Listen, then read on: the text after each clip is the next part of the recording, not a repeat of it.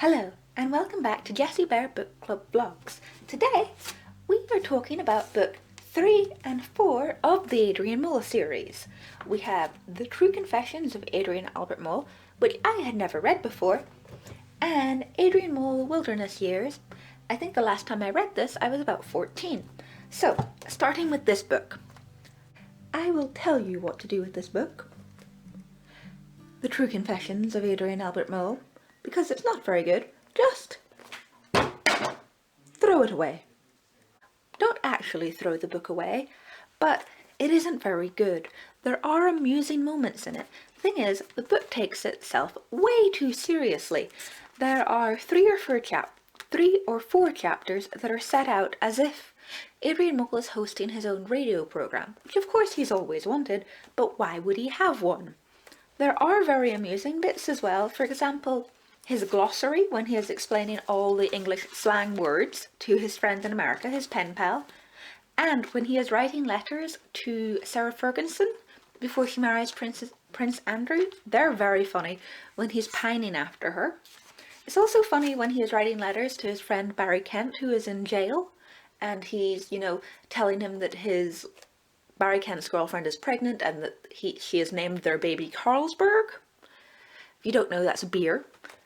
So there are funny bits, but overall the book just takes itself too seriously, and it isn't the entire book. Only, I would say, the first, maybe quarter? Yeah, only 89 pages are devoted to Adrian Mole. Not even, because, there's forewords and stuff. So, let's take away the math. So, only about 80 pages, this much, of the book is actually about Adrian Mole. The rest is all a diary by Sue Townsend.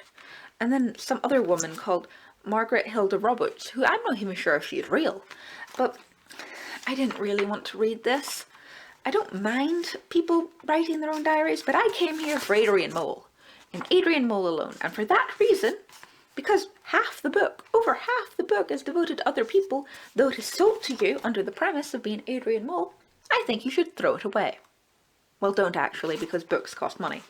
Talking about money, I got these very reasonably on Amazon for, I think, £2 each, with like 50p postage. They were sent from the UK though, so it was pretty cheap. But this is just not too good. One thing it does cover in a little bit of detail, which I quite like, is Sharon Blott, or Bott, his relationship with her. But what it doesn't cover is her pregnancy. You can really get everything you need to know about their relationship in Wilderness Years. So you can kind of go without reading this. If you're a big Adrian Mole fan like myself, you probably do want to read this just for the background. The letters to Barry Kent in jail are worth reading. It also doesn't cover his mother's courtship with her younger husband, which is covered a little bit in this, like the marriage is covered, but this one is definitely worth reading. I love the fact that he's writing poetry again in this book. Adrian Mole has finally got back into his poetic stride after not really writing very much in The Confessions of Adrian Albert Mole, and this is his last love poem dedicated to his first love, Pandora Braithwaite, before she kicks him out of their flat, well, her flat that he lives in the box room of. Let us begin. This poem is entitled Pandora, let me. Let me stroke your inner thigh. Let me hear your breathy sigh. Let me feel your silky skin. Let me make your senses spin. Let me touch your soft white breast. Let us stop and have a rest. Let me join our beating hearts. Let me forge our private parts. Let me delve and make you mine. Let me give you food and wine. Let me lick you with my tongue. Let me do whatever's wrong. Let me watch you take your pleasure. Let me dress you in black leather. Let me fit you like a glove. Let me consummate our love. She writes back to him and says if he writes any more dirty poems to her, she is going to inform the police. Because he's written quite a few, like I've got another one here. Pandora's Little Pussy, which essentially is meant to be written about her cat, but, use your imagination. I love her little pussy. Her coat is so warm, but if I should stroke her, She'll call the police and identify me in a lineup. And do me some harm. Anyway, these two books are quite funny because in both of them he takes holidays to Russia. In this one, he goes with Pandora's father to do some research about the Russian milking industry. And in this one, he goes on a canoeing holiday and gets eaten alive by mosquitoes and absolutely hates it. But they're both very funny because he's just so miserable. He also, in this book, which I find hilarious, his Pandora's father, when he agrees to take him on this holiday instead of Pandora, he makes Adrian agree not to talk about the Norwegian leather industry because that is Adrian Mole's favourite topic of conversation, of which he is very, very knowledgeable. I mean, I didn't even know Norway made leather. Do they have anywhere to graze cows? I suppose you can make sheep's leather. Anyway, we're getting off topic. He also, in this book and the previous one, has been writing a novel. This novel is called Lo, the Flatlands of My Homeland, and he decides, finally, in wilderness years, to start adding verbs to his novel. And it is just ridiculous, like so ridiculous, but he gives his protagonist a name, because up until this point, his protagonist has not had a name. So he calls him Jake Westmoreland, and in one passage, he decides to try to make him into a hard man by having him strangle a dog. And then he feels bad that he's written it and deletes the chapter. It's very strange. And then in the book, he decides he cannot figure out how to end his novel, so he has Jake Westmoreland start to write his own novel. And this novel is about a caveman. A caveman, and if I can find it, I can get the name of the book. Yes, Sprang from Krung. Yes, so Jake Westmoreland from Lo, the Flatlands of My Homeland is writing a book called Sprang from Krung, which is about cavemen and doesn't have any words in it, where nobody can speak to each other. And it's just a bit odd. Like, the main character is called Krung, and he talks about his woman. And anyway, so then he cannot figure out how Jake Westmoreland in Lo, the Flatlands of My Homeland should finish the book Sprang from Krung. So then he has Sprang from Krung start his own novel, which is even more ridiculous, if I can find the name of that.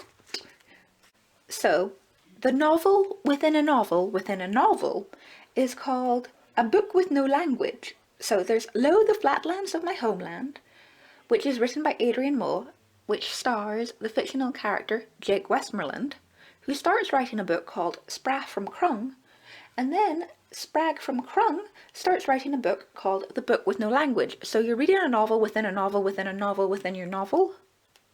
It's even more difficult than Inception, but it's so funny. I also love Bianca in this book. You feel like Adrian Mole is such a Burke to not realise Bianca is very much in love with him. It takes him so long to figure it out, but it's funny, you know, and then you're so happy for them when they get together, but then it just all falls apart because Bianca runs away with Adrian Mole's stepfather, who is only, I think, 4 years older than Adrian, and his mother's devastated, and, you know, it's just sad.